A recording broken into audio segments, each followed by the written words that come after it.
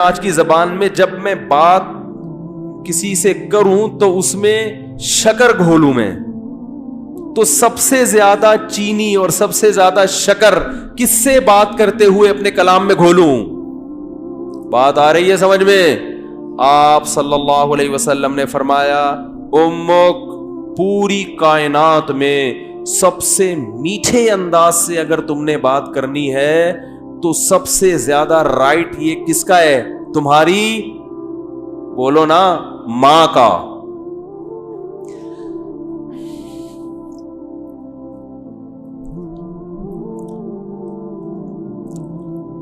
صحابی نے عرض کیا یا رسول اللہ کیا انداز ہے؟ فرمایا ثم من، ثم کا مطلب ہوتا ہے اس کے بعد، ثم من، یا رسول اللہ ماں کے بعد دوسرے نمبر پر میٹھے انداز سے، اچھے انداز سے بات کرنا کس کا حق ہے کہ میں اس سے اچھے انداز سے بات کروں؟ ماں کے بعد، ماں کا تو پتہ چل گیا، دوسرے نمبر پہ جو میں سب سے بہترین اور مٹھاس کے ساتھ بات کرنی ہے، اخلاق میں ایکسیلنسی پیدا کرنی ہے، ماں کے بعد دوسرے نمبر پہ کون ہے وہ؟ تو آپ صلی اللہ علیہ وسلم نے کیا جواب دیا؟ فرمایا امک، ماں کے بعد دوسرا نمبر بھی کس کا ہے؟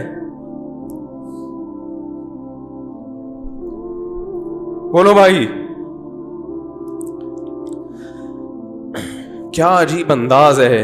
حالانکہ یہ عام عرف کے مطابق جواب سوال کے مطابق، بولو بھائی، نہیں ہے۔ مجھ سے اگر کوئی پوچھے کہ سب سے بڑا حق کس کا، میں کہوں ماں کا، وہ کہ اس کے بعد کس کا، تو میں کہوں ماں کا، وہ کہے گا میں اس کے بعد کا پوچھ رہا ہوں، اس کا تھوڑی پوچھ رہا ہوں۔ تو یہ سرسری نگاہ سے دیکھا جائے تو یہ بلاغت والا کلام نہیں ہے، یہ غلط کلام ہے اگر سرسری نگاہ سے دیکھا جائے، کیونکہ ہم پوچھ رہے ہیں کہ اس کے بعد، ماں تو پتہ چل گیا، ماں کے بعد اس کے علاوہ بتائیں آپ، لیکن نبی دوبارہ کس کا نام لے رہے ہیں؟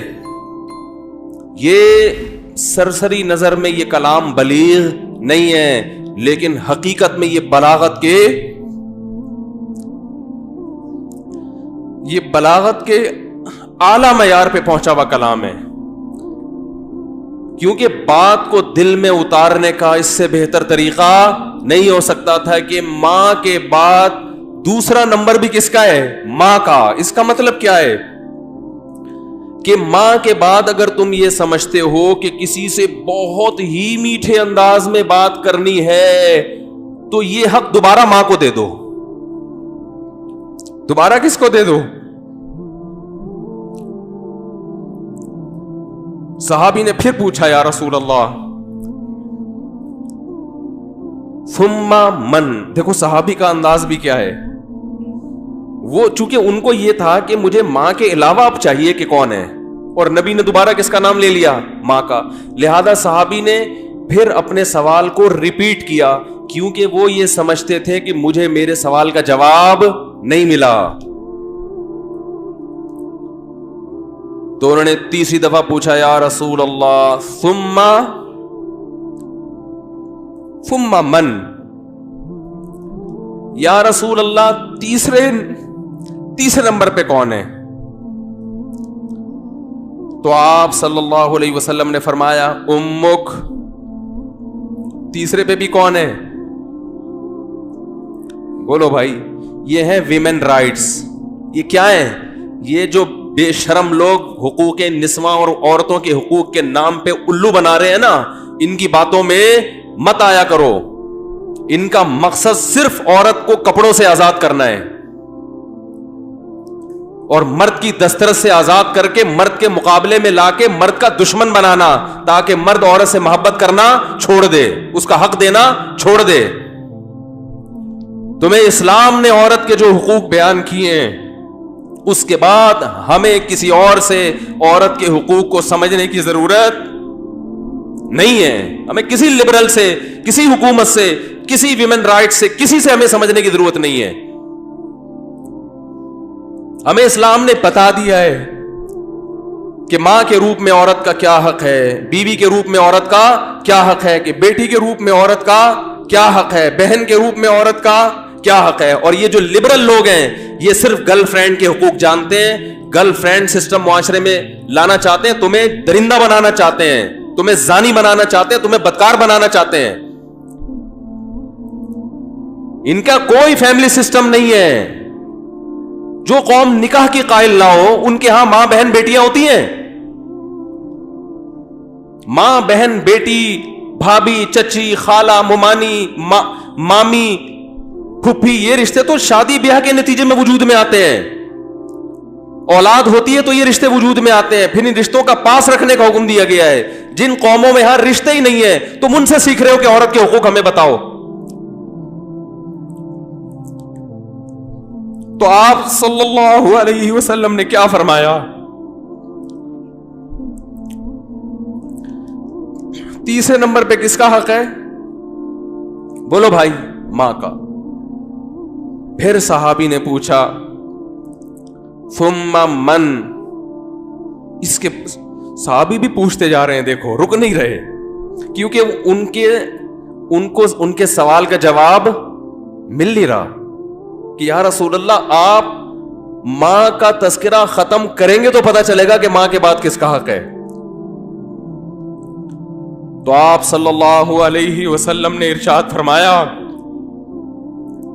ثم ابوک, چوتھے نمبر پہ کون ہے؟ باپ.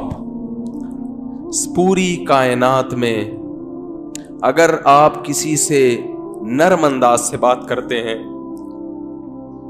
میٹھے لب و لہجے میں بات کرتے ہیں, بہت سے لوگ ہیں جن سے آپ بہت نرم انداز میں بات کرتے ہیں.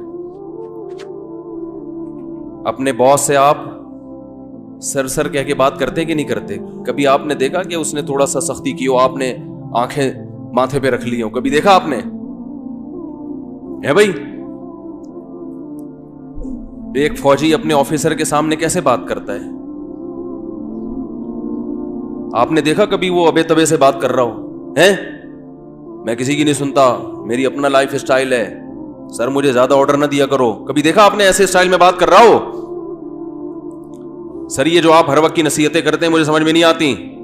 آفیسرز کر رہے ہوتے ہیں نا فوج میں, چونکہ زیادہ احترام ہے اس لیے میں ان کی مثال دے رہا ہوں. ایک بریگیڈیئر آیا اور ایک عام فوجی کو سمجھا رہا ہے کہ یہ کیا کرو یہ کیا کرو. وہ جواب میں کبھی دیکھا کہ سر یہ زیادہ نصیحتیں مجھے اچھی, بولو نا سر مجھے نہیں اچھی لگتی ہیں زیادہ ہر وقت کی نصیحتیں.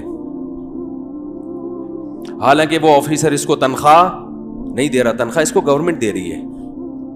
اس آفیسر کے اس پر احسانات نہیں ہے, صرف ایک ڈسپلن کو برقرار رکھنے کے لیے آرڈر دیا ہے کہ تمیز سے بات کرو.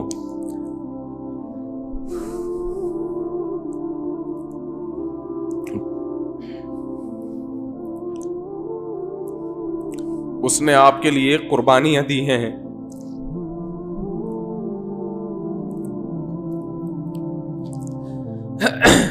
وہ آپ کے لیے لوگوں سے لڑا ہے.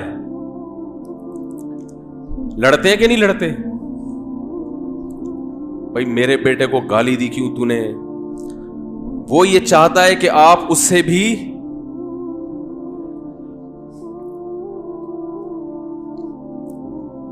آپ اس سے آگے چلے جائیں.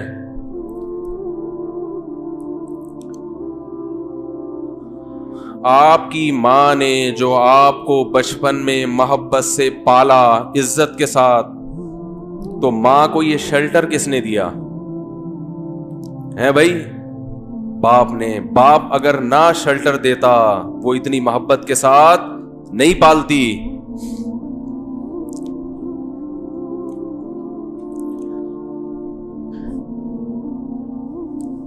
یہ ٹاپک مجھے چینج کرنا پڑے گا, میری میٹر جو ہے نا شارٹ ہو جاتا ہے, بولا نہیں جاتا اس ٹاپک پر. خیر ہم اپنا جو موضوع لے کے چلے تھے اسی کو کرتے ہیں. تو دیکھو آپ صلی اللہ علیہ وسلم نے کیا فرمایا کہ چوتھے نمبر پہ سب سے زیادہ حق کس کا ہے؟ بولو بھائی, باپ کا. اور اس کی علماء نے ایک حکمت یہ بھی بیان کی ہے کہ باپ چونکہ مرد ہے نا تو اس میں برداشت کی قوت ہے. ماں میں برداشت نہیں ہوتی, اس سے بدتمیزی کرو گے بیچاری روتی رہے گی, باپ کھینچ کے 2 تھپڑ, ایسا ہی ہے نا, باپ سے زیادہ نہیں, اور لگا دے گا 2-4 کی. ماں بیچاری کڑتی رہتی ہے بیٹھ کے.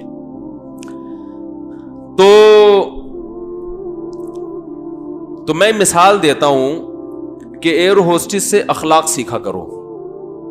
جس اسٹائل میں ایئر ہوسٹس آپ سے بات کر رہی ہے, تو جب ماں سے بات کرو نا تو اس اسٹائل میں 3 چمچ چینی, 3 چمچ حدیث میں 3 گنا ہے نا, تو جتنی چینی آپ اپنے باس سے بات کرتے ہوئے اپنے کلام میں ملاتے ہو, اپنی ماں سے بات کرتے ہوئے 2 چمچ اس میں اضافی ڈال لیا کرو, تو ٹوٹل کتنے ہو جائیں گے؟ 3 چمچ ہو جائیں گے. اتنا میٹھا کلام ہونا چاہیے کس سے بات کرتے ہوئے؟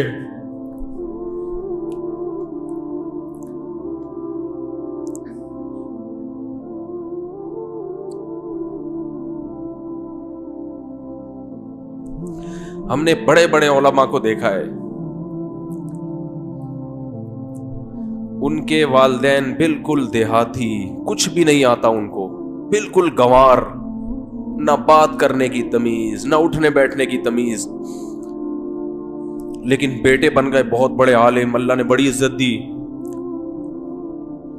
لیکن وہ اپنے باپ کا ایسا احترام کرتے تھے, ایسا بچھ جاتے تھے باپ کے سامنے, ہم نے اپنی آنکھوں سے دیکھا ہے کہ لگتا ہی نہیں تھا کہ یہ کوئی کیا عالم ہے, کوئی مفتی ہے, کوئی بزرگ ہے.